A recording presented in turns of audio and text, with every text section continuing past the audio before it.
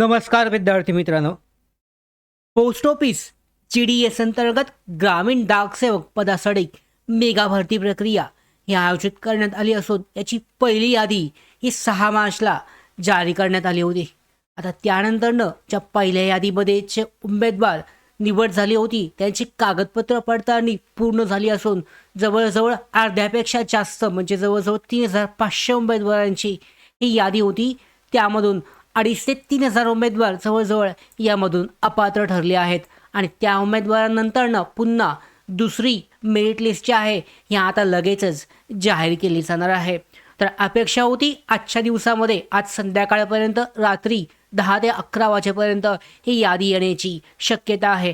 कारण पाहू शकता गेल्या वेळी सुद्धा जी पहिली यादी ही 11च्या 12 नंतरनं रात्री ही अपडेट करण्यात आली होती. शॉर्टलिस्ट PDF टाकण्यात आली होती. त्यामुळेच ही यादी कधीपर्यंत येऊ शकते, त्याचबरोबर जो संभावित अपडेटेड कट ऑफ आहे जिल्हा निहाय तो आजच्या व्हिडिओमध्ये आपण पोस्ट ऑफिस ग्रामीण डाकसेवक GDS साठीचा पाहणार आहोत. तत्पूर्वी नवीन असाल लोकल भरतीच्या यूट्यूब चॅनलवर तर सबस्क्राईब करून घ्या. त्याचबरोबर बेल आयकॉनला क्लिक करा म्हणजे सगळ्या महत्त्वाच्या अपडेट तुमच्यापर्यंत वेळेवर पोहोचतील. तर GDS भरती 2026 दुसरे मेरिट लिस्टबाबतचे अपडेट. सगळ्यात पहिल्यांदा पहिली मेरिट लिस्ट कधी आली होती? मी सुरुवातीला सांगितलं 6 मार्च 2026 मार्च महिन्यामध्ये ही जारी झाली होती. यामध्ये अपात्र का ठरले? अनेक उमेदवारांची कागदपत्र अपलोड केलेली नाही आहेत, चुकीची माहिती, काही उमेदवार गैरहजर राहिले, काही डायरेक्टली डॉक्युमेंटमध्ये अपलोड म्हणजे अपात्र ठरलेत, काहींनी चुकीची माहिती दिली. या सगळ्या कारणामुळे ते अपात्र ठरलेत. त्यामुळे बऱ्याच जागा सध्या तरी रिकाम्या आहेत. 3500मध्ये 2500पेक्षा जास्त जागा रिकाम्या आहेत. आता दुसरी मेरिट लिस्ट कधी येणार? या अगोदरसुद्धा आपण सांगितलं होतं 8 एप्रिलची तारीख म्हणजे कालची तारीख आपण आजची तारीख पाहिली 8 एप्रिल संध्याकाळी 5 नंतर म्हणजे आज संध्याकाळी 5 नंतर. आणि जर नाही आली तर 9 किंवा 10 एप्रिलपर्यंत ही यादी ही 100% नक्की येण्याची शक्यता आहे. आजच्या दिवशी ही यादी येण्याची अपेक्षा होती. आज संध्याकाळपर्यंत आजच्या 5-8 वाजेपर्यंत यादी आलेली नाही आहे. रात्री 10 ते 11पर्यंत अपलोड होऊ शकते किंवा उद्या सकाळी ज्या वेळेला ही यादी जाहीर होईल त्यावेळेला स्वतंत्र अजून एक व्हिडिओ घेऊन आपण तुमच्यापर्यंत ही माहिती पोहोचवणार आहोत. आता सगळ्यात महत्त्वाची गोष्ट ज्या उमेदवारांना वाटतंय की त्यांची निवड होऊ शकते तर सेफ स्कोअर कट ऑफ हा किती म्हणू शकता? 10वीच्या गुणांच्या आधारावर ही निवड होते. तर कट ऑफबद्दलची महत्त्वाची माहिती जाणून घेऊयात थोडक्यामध्ये. दुसऱ्या लिस्टमध्ये पहिल्या लिस्टपेक्षा कट ऑफ हा थोडा कमी येण्याची शक्यता आहे. कारण फेक उमेदवार यामधून बाहेर पडत आहेत. ज्यांनी 97-98% गुण टाकले होते नसतानासुद्धा ते बाहेर जात आहेत. जागा या भरपूर रिकाम्या आहेत. काही हाय पर्सेंटेजवाले कॅन्डिडेट्स जे आहेत यांनी निवड घेतली नसेल किंवा सगळे काही जे काही कारणं असतील रिजेक्ट झालेत. त्यामुळे आता कट ऑफ कसं लागेल तर जास्त स्पर्धा असलेली ठिकाणं विभाग जे आहेत ते आणि कमी स्पर्धा असलेले विभाग यानुसार आपण अंदाजे कट ऑफ जो आहे हा पाळणार आहोत. तर यामध्ये जर चेक केलं पुणे, नागपूर, कोल्हापूर आणि अमरावती या ठिकाणी जास्त कट ऑफ लागतो. ओपनसाठी 80 ते 95, OBCसाठी EWSसाठी 80 ते 92%. त्याच्यानंतर SC/ST प्रवर्ग 79 ते 90, PWD कॅटेगरी 60 ते 80 कमी येतो पण चान्सेस इथं संधी बढू शकते. त्याच्यानंतर मुंबईसाठी कमीत कमी जागा असल्यामुळे इथं जास्त रिस्क संधी बनण्याची शक्यता खूपच कमी असते. ओपनसाठी 80 ते 90%, 95% सुद्धा जाऊ शकतो कधी कधी. OBC EWS 90 ते 95% येतो. SC/ST PWD यामध्ये जर पाहिलं तर 85 ते 95, PWD 75 ते 80, 85पर्यंत पकडू शकता.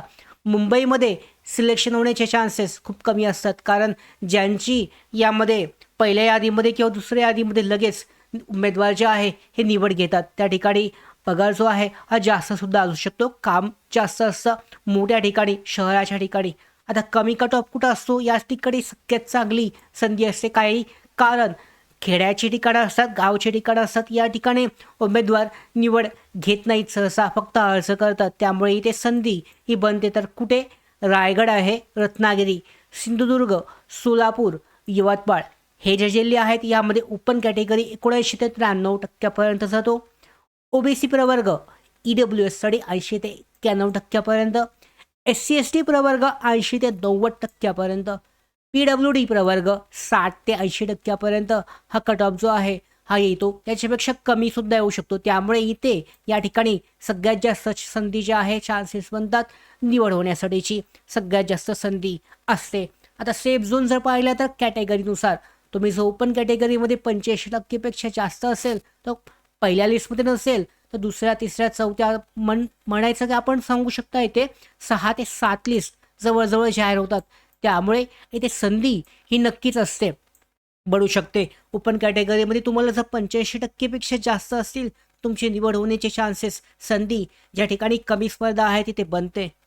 ओबीसी EWSसाठी 85 ते 90% असेल तर सेफ स्कोर असेल. SC ST प्रवर्ग 80 ते 85% असेल तर सेफ स्कोर. PWD अजून खाली आला दिव्यांग प्रवर्ग 70 65 70 75 80 सुद्धा यामध्ये निवड होते. ज्या ठिकाणी कमी स्पर्धा असते त्या ठिकाणी असे उमेदवार भेटत नाहीत. काहींचे कागदपत्र पडताळणीमध्ये अपात्र ठरतात. इथे संधी सगळ्यात जास्त बनते. सगळ्या उमेदवारांना महत्त्वाचा संधी महत्त्वाचे सल्ला म्हणजे पाहू शकता 85% असतील तर नक्कीच तुम्ही लिस्टमध्ये तुमचं नाव चेक करा. कारण तुम्हाला स्ट्रॉंग जसं आहे तुमची निवड ही होऊ शकते. 80 ते 85% आहे तर दुसऱ्या लिस्टमध्ये नाही आलं तर तिसऱ्या चौथ्या लिस्टमध्ये तुम्हाला संधी चान्स बनू शकतो. 75 ते 80% दरम्यान असतील तर तिसरी चौथ्या लिस्टपर्यंत वेट करावा लागू शकतो. कदाचित त्या ठिकाणी बनू शकतं पण तुम्ही होप्स जे आहे तुमच्या आशा सोडू नका. तुम्हाला संधी ही बनू शकते. चौथ्या 5व्या 6व्या लिस्टमध्ये नाव हे लागू शकतं. यानंतर ना आता सगळ्यात महत्त्वाचं काय करायचं आत्तापर्यंत ही यादी जाहीर झाली नाही आहे. मात्र आज संध्याकाळपर्यंत आली की लगेचच आपण त्याबाबतची माहिती तुमच्यापर्यंत पोहोचवणार आहोत. आज न आले तर उद्या परवा या 2 दिवसामध्ये 100% यादी शॉर्टलिस्ट जाहीर होईल. आता काय करायचं आहे तर अधिकृत वेबसाईट तुम्ही चेक करू शकता. तुम्ही आपल्या यामध्ये आपण यूट्यूब चॅनलच्या माध्यमातून नोटिफिकेशन माहिती आली की लगेच तुमच्यापर्यंत पोहोचत असतो. टेलिग्राम चॅनलला सुद्धा ती माहिती देतो. मात्र तरीसुद्धा तुम्ही स्वतःहून वेबसाईट चेक करू शकता. डॉक्युमेंट्स तुमचे रेडी ठेवा. त्याचबरोबर GDSमध्ये अनेक लिस्ट येतात त्यामुळे तुम्हाला संधी आहे. एका लिस्टमध्ये नाव नाही आलं तरी तुमची संधी गेली असा त्याचा अर्थ होत नाही आहे. त्या ठिकाणी निवड उमेदवार घेत नाही आहेत. त्यामुळे GDS भरतीमध्ये सिलेक्शन होण्याचे चान्सेस जास्त असतात. तिसरी चौथी 5वी 6वी जवळजवळ गेल्या वेळेला म्हटलं तर 6 लिस्ट लागल्या होत्या. यावेळेला 7 लिस्ट लागण्याची शक्यता आहे. जागा जास्त अर्जसुद्धा जास्त आलेले आहे. त्यामुळे अजूनही संधी उमेदवारांना असणार आहे. दुसरी यादी जाहीर झाली की लगेचच तुमच्यापर्यंत पोहोचवण्याचं काम आपण करणार आहोत. या संदर्भातल्या आता सगळ्या महत्त्वाच्या अपडेट माहिती मिळवण्यासाठी नोकर भारतीच्या यूट्यूब चॅनलला सबस्क्राईब करा. धन्यवाद.